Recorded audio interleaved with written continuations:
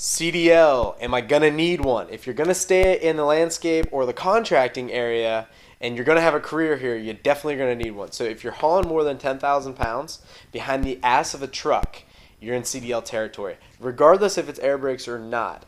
And if you have air brakes and you're not hauling any trailer, then you're going to need a CDL-B. So that would be like a triaxle dump truck. And so you're best to get the A. You're going to have to go through all the steps to get it regardless. So here are the steps. You need to go to your local DMV and get a free workbook, and they'll give you basically like a training course, not training course, but it's like just like a printed out workbook. And in there'll be like 11 or 12 chapters, and you'll be super like overwhelmed with it. You only need to study 4. You only need to study the ones that will be on your pre-exam test. So once you're ready to go, you go back to the DMV, you pay a fee. In the state of Florida, I think it's like $15, and you take a 150 question test. And so there are 50 questions in each section, and you've got to pass, I believe, you got to pass with a 70% or higher. So you've got to nail out some of those questions, just 70% of them. Once you hit it, it'll let you go on to the next section. If you fail that section, you just go back in line and repay, and you can keep on retaking that section.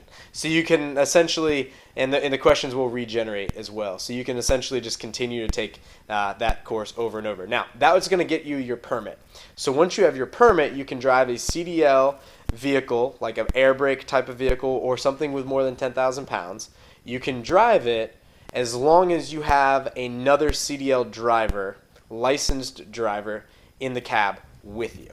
So that will last for 6 months. So you'll be able to, the purpose of that is just to be able to drive trucks and learn. Now, when you're ready, you just go to a driving school. You do not need to pay their $5,000 fee and their certification. You do not need to do that. The amount of CDL drivers that are in America are, I mean, the numbers, there's more demand than there are drivers. So you don't need to do that stuff. It's not like it's hard to get a job with a CDL.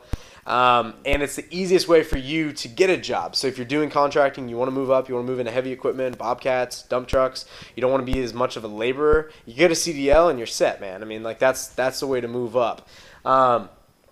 So you will go and you will pay a fee. Now, ordinarily that fee can be anywhere from $250 to $500. Mine personally was $250 a test. You go out there, it's 3 things again. It's a pre-trip inspection, it's some parking lot maneuvers, then it's a road test.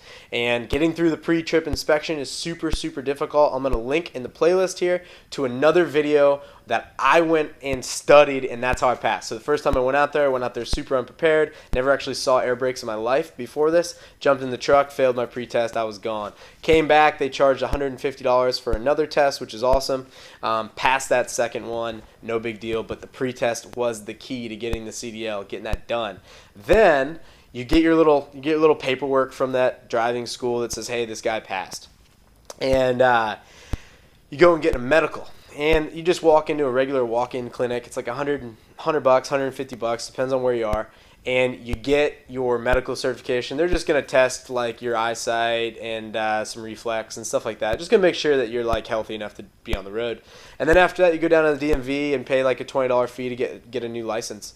And you'll end up with an awesome little blue license that's going to look something like this. And so this is a Florida license, but at the top of it, you can see here, it's got that blue strip, which is kind of cool.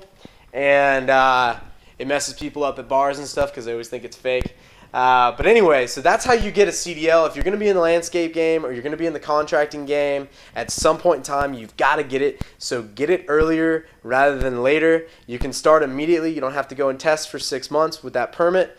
But just getting that permit, man, it's huge. It also says a lot if you're employed somewhere. It says a lot about you to your boss or your employer.